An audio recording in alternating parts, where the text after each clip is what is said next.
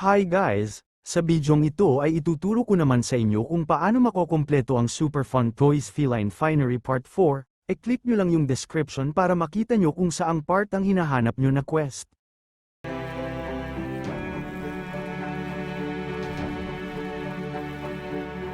Punta lang kayo sa Darkovia. Tapos Dark Horse Town. Sundan nyo lang ako at pumunta tayo sa spot ng pinagbubuhayan ng Ancient Evil.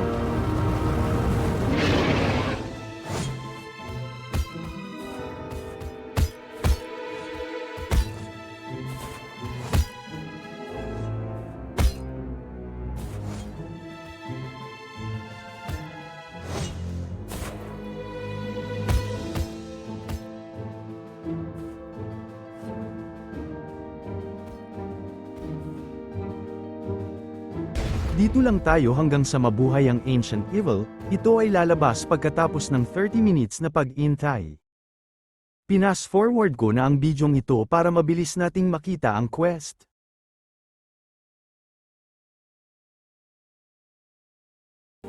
Ito na ang Ancient Evil, puntahan lang natin ito at kuhanin ang wooden post.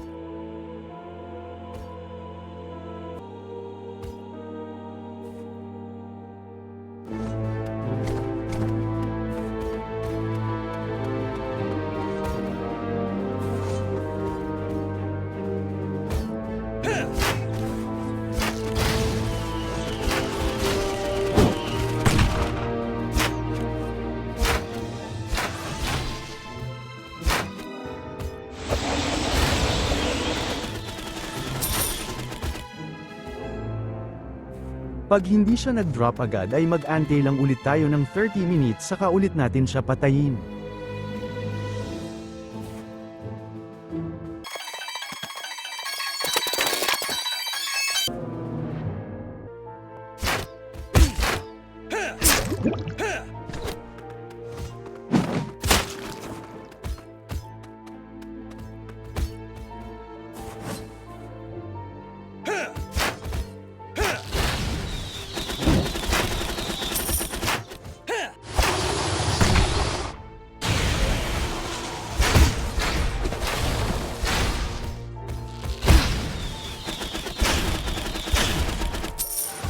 So ayun na nga, nag-drop na siya, punta naman tayo sa sunod nating quest.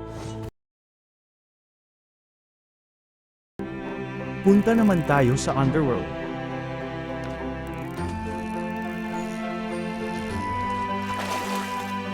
Tapos Underworld Gate. Pasok lang tayo dito sa Arena of Souls.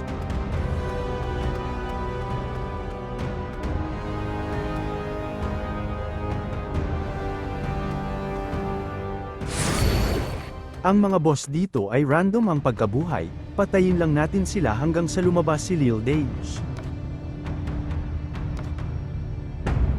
Umabot ng 15 minutes dito bago lumabas si Lil Dage, kaya ipapas forward ko uli ang video natin hanggang sa kanya.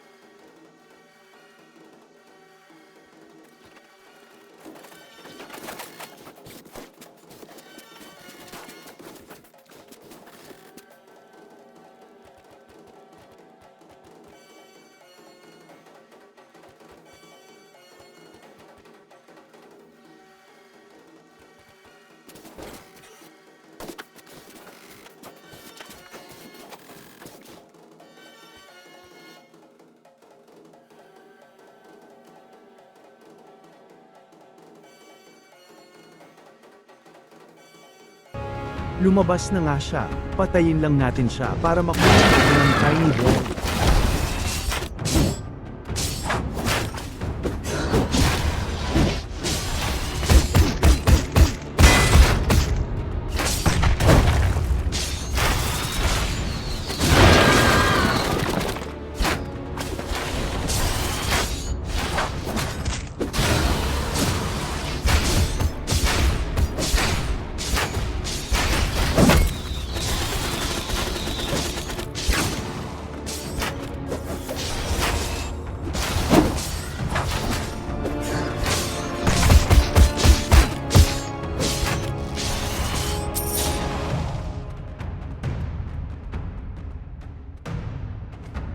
Ang pangatlo nating quest ay ang Fancy Feather.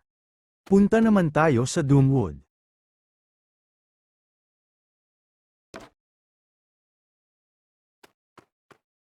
Tapos Shadow Skull Tower.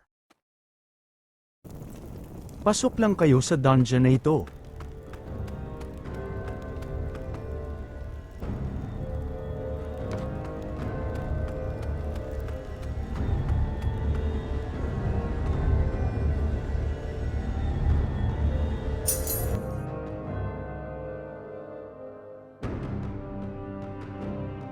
E-clear nyo lang ang mga kalaban dito.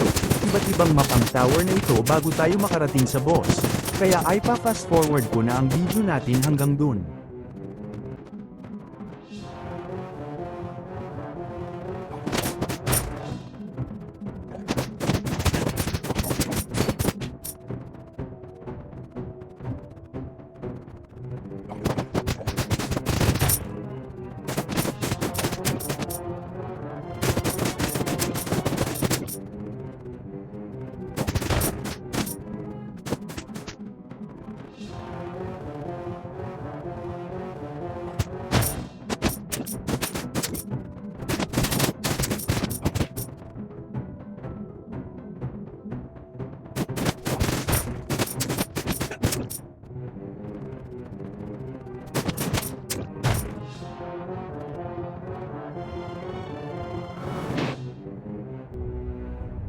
Pagkatapos nyong mapatay ang boss na ito, magta-transform siya.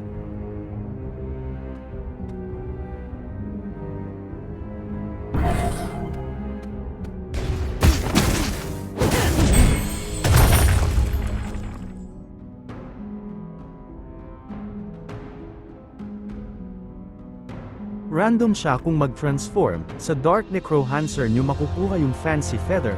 Kung hindi ito ang lumabas sa transform ay ulit-ulitin nyo lang yung dungeon hanggang sa maging Dark Necrohancer ang transform nito. Ngayon ay pumunta na tayo sa huling quest, ang Lovely Catnip. Punta naman tayo kay Keswick.